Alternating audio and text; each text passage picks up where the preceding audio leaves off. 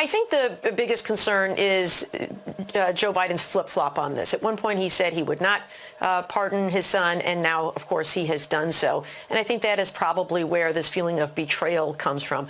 But I also think you have to look at the fact that circumstances have changed since he made those statements.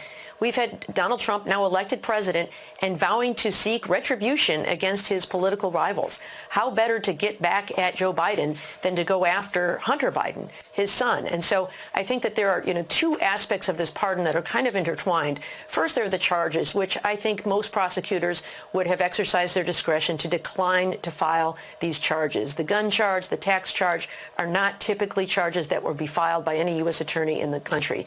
So taking that part off the table, I think makes a lot of sense.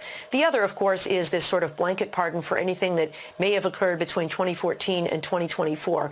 Again, we know that Congress and the special counsel looked very hard to find crimes by Hunter Biden for his service on the Burisma board with respect to Ukraine and China, and found nothing. But in this next administration, with the vows that Donald Trump has made, it seems very likely that he would go after Hunter Biden even without any evidence of a crime. And so I think because of that change in circumstances, this was a prudent call. It was a decision that Joe Biden made to protect his son from going forward. Announcement of the pardon, President Biden said, "I have watched my son being selectively and unfairly prosecuted, and it is clear that Hunter was treated differently." Barb, the president did have the option of dismissing Weiss as U.S. attorney earlier on in the probe. He didn't.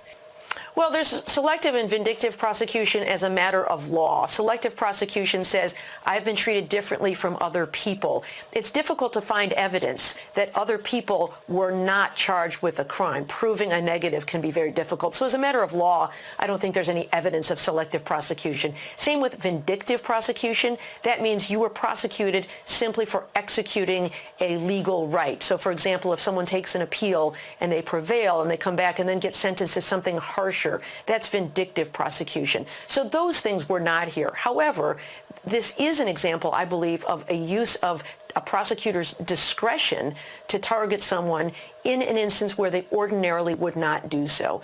The gun charge based on drug addiction, almost never filed.